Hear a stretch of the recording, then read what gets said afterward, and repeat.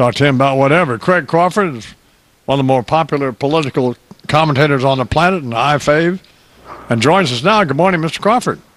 Hey, welcome from the lousy days in paradise. I'm down here in Orlando. Oh, you are? Yeah. Down at your parents'? Yep. We're down here. I actually came down here for the birthday for my best friend and best journalist I ever know, who's been fighting brain cancer for 2.5 years, and we had a good time. He's the funniest guy I ever knew, too, and he's keeping that humor about him. Who is it? Sean Holton. We worked together in Washington for several years, and I tell you, he's one of the best writers and reporters I ever knew. I actually put a couple of his stories up over the weekend on my blog that really demonstrated he had a couple of great ones.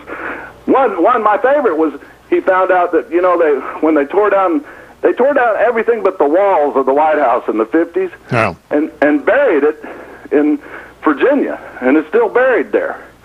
So, I mean, for Civil War buffs, with an eye for irony, Lincoln's bedroom is buried in Virginia. The guy, that's pretty good. Keeping his wits about him so much, he actually wanted to plan the food for his funeral, whenever it is, and went to this Irish pub, and the guy asked him, how many people are you going to have there? And he answered, well, it depends on how many people I piss off between now and then. and so the pub owner guy says, well, piss a lot of people off. It'll be cheaper. Well, God bless him. Hope he's something, but it's painless anyway. So he's fighting on. None of that stuff is good. It's 20 minutes today. I'm talking with Craig Crawford. How are your parents doing? Oh, real well. We're in Medicare enrollment period right now. Right. We're trying to figure out if they need a new plan, and so yesterday we were on the phone looking at all these other plans, and I mean, it's a mess trying to figure those things out. And I was on the phone with, they send out all these flyers with all these pretty pictures on them and stuff, and all the great things they'll do, but you can't find out what's actually in the plans real specifically. And so I get on the internet and I find like 208 pages described, and there's all this language in there that seemed kind of scary to me. Made the spending caps, the out-of-pocket expenses annual caps look like sort of an illusion to me. And so I'm talking to the person on the phone, and I said, what about this one line here? It doesn't make sense to me. And he said, oh, the lawyers just put that in. And I'm like, hey, that's what I'm worried about. The lawyers put that in. There must be a reason. Oh, the lawyers just put that in. Don't worry about it. The lawyers just put that in. You don't have to pay attention to that. You guys get any trick-or-treaters? No, we actually sealed up the house last night and put the cars in the back, because the problem in our neighborhood is they bus them in from other neighborhoods. This is a new thing, They haul all these kids in from other neighborhoods, and some of them come in, 18 years old, and sure, you just can't get enough candy. I mean, it's too expensive. So you pretended they weren't home? Yeah. I guess the trick-or-treaters bought that, or what? Well, you turn the lights out and move the cars out of the driveway, and nobody makes sure that you're here. Oh, okay. So I love that. They're at the front door. Shh. So, what do you make of this Herman Cain spectacle? Well, I want to know who leaked it. I mean, the main story is interesting enough. Although I just don't buy this guy's ever going to become president. So no. I figure it's about as relevant as finding out that that Santorum's a bad tipper.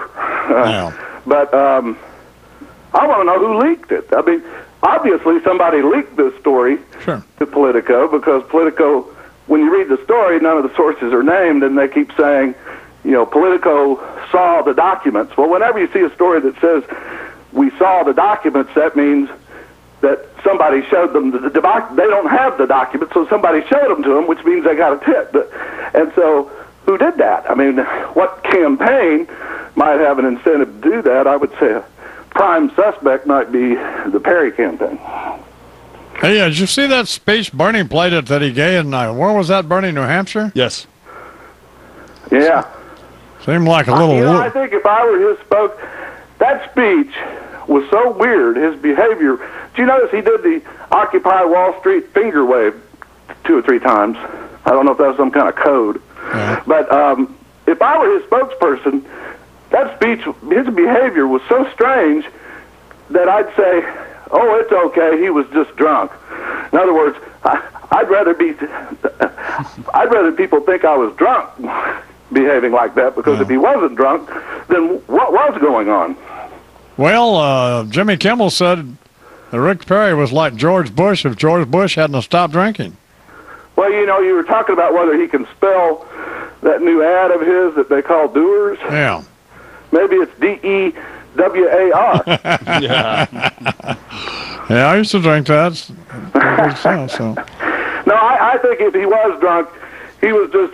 I think it was a hit on Romney, because he's just proving that he drinks and that he's not a Mormon. That could be.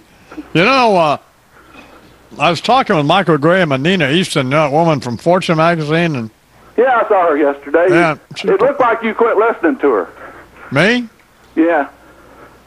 No, I was listening. I paid attention, Craig. I don't know. You were shuffling papers, and she kept talking. And well, I'll tell you, I have attention deficit disorder. I think it kicked in. Except when I'm interested in something, then I don't have. But I can play chess for hours, but I can't. But then I can shut everything out, But other than that, I can't. I don't know. Huh. Anyway, I was curious about what President Obama's economic plan was, as he articulated when he was running, and she told me, said well, she left out. I liked her point that he wanted to help the middle class, and she seemed to be saying that was a bad idea. He campaigned on the middle class tax cut and raising taxes on the wealthy. That was part of his plan in the campaign. See, the reason I wanted to know that is kind of a convoluted reason, but by my analysis, which is most times idiotic, I figured that these guys in the Republican Party articulating their various economic plans, let's just say one of them gets elected, well, let's just say Romney with his 59-point plan, then the odds are that some of that will get implemented, so maybe we ought to pay closer attention, at least to the people who have a shot at getting elected, No?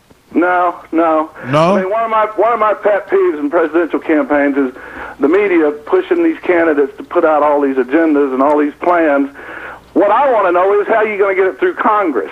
I don't think voters pay near enough attention to the skill sets these candidates have once they're president to actually get something through Congress. I mean, that matters more than what their actual plan is. They can have all the plans they want, but if they don't know how to handle Congress, it's a moot discussion.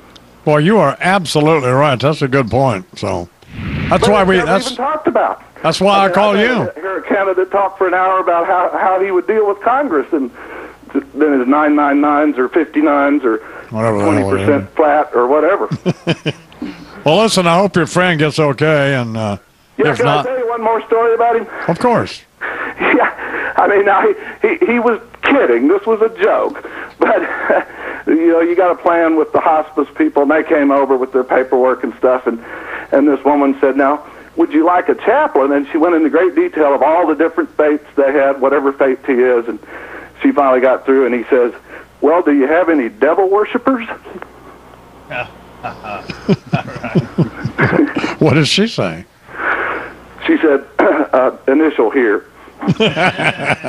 Craig Crawford here at the Imus Wayne program, 13 till the hour.